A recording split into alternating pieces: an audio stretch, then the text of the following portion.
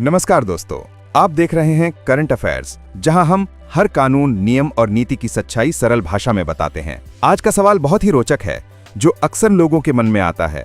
सवाल यह है कि अगर आपके घर या पड़ोसी के यहाँ चोर लुटेरे घुस आएं या आपके सामने किसी महिला का रेप किया जा रहा हो, तो क्या आप अपने लाइसेंसी हथियार से बदमाशों पर गोली चला सकते हैं? तो चलिए कानून और प्रैक्टिकल नियमों के हिसाब से इसे समझते हैं। सबसे पहले ये जान लेते हैं कि क्या कानून आपको यह अधिकार देता है। कानून में स्वयं रक्षा यानी प्राइवेट डिफेंस का खास प्रावधान है। आईपीसी की सेक्शंस 96 to 106 इसके बारे में है। इन धाराओं के तहत जब आपको तत्काल खतरा हो तो आप अपने आप को या दूसरों को बचाने के लिए आवश्यकता और अनुपात के हिसाब से गोली चला सकते हैं।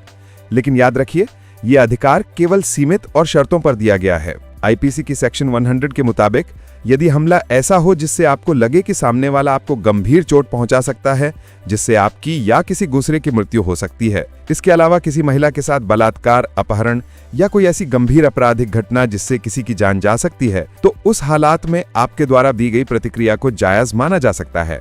लेकिन ये अदालत तय करेगी कि आपके द्वारा लिया गया एक्शन सही था या नहीं। बाद में अदालत ये जांचेगी कि क्या आपकी प्रतिक्रिया नेसेसरी और प्रोपोर्शनेट थी, यानी हर बार गोली चला देने को अदालत स्वाभाविक रूप से सही नहीं मानेगी। ध्यान रहे, आर्म्स एक्ट 1959 आपको सिर्फ ये कहता है कि आप हथियार रखने के लिए अधिकृत हैं, पर हथियार चलाने की वैधता प्राइवेट डिफेंस नियमों से तय होती है। लाइसेंस का होना उपयोग की स्वतः मंजूरी नहीं देता। मतलब लाइसेंस है तो हथियार आपका है, पर गोली चलाने का अधिकार उसके अलग कानून से आना चाहिए। कई बार अदालतों ने कहा है कि अगर किसी इंसान की जान को सच में खतरा था और उसके पास बचने का कोई दूसरा रास्ता नहीं था, तो खुद की रक्षा में गोली चलाना जायज माना जा सकता है। जैसे कि दर्शन सिंह केस में कोर्ट ने माना कि गोली चलाना सेल्फ डिफेंस के तहत सही था। लेकिन कुछ और मामलों में ऐसा नहीं हुआ। जैसे हाल ही में कुछ सुरक्षा गार्डों को गिरफ्तार भी किया गया, क्योंकि जांच में पाया गया कि उन्होंने जरूरत से ज्यादा प्रतिक्रिया दी थी। यानी ये हर केस में अलग अलग तय होता है। कोर्ट हालात देखकर फैसला करती है। कुछ लोगों को गलतफहमी रहती है कि अगर मेरे पास गन लाइसेंस है तो मैं कभी भी गोली चला सकता हूं। तो आपको बता दें कि ऐसा बिल्कुल नहीं है।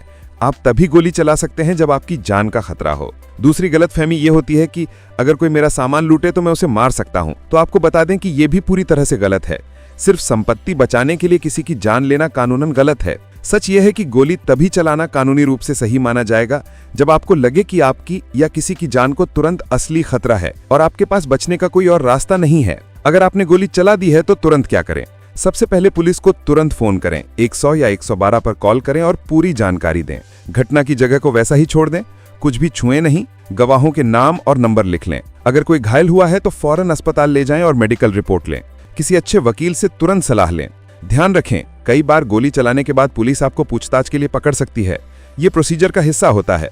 बाद में आपको साबित करना होगा कि आपने आत्मरक्षा में फायर किया था। तो सीधी बात, लाइसेंस होने से गोली चलाने की इजाजत अपने आप नहीं मिल जाती। ये तभी सही होता है जब आपकी जान पर तत्काल खतरा हो, आपके पास कोई और रास्ता ना बचे और आपने उतना ही बल इस्तेमाल किया जितना जरूरी था। अगर आपने हद पार की तो कानून सख्ती से पेश आएगा। इसलिए हथियार को आखिरी विकल्प के तौर पर ही इस्तेमाल करें।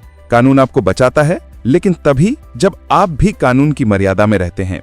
अगर आपको ये जानकारी उपयोगी लगी हो तो लाइक करें वीडियो को, कमेंट करें जानकारी बढ़िया थी, और हाँ, करंट अफेयर्स को सब्सक्राइब जरूर करें ताकि आप हर नए कानून और पॉलिसी की सच्चाई सबसे पहले जान सकें।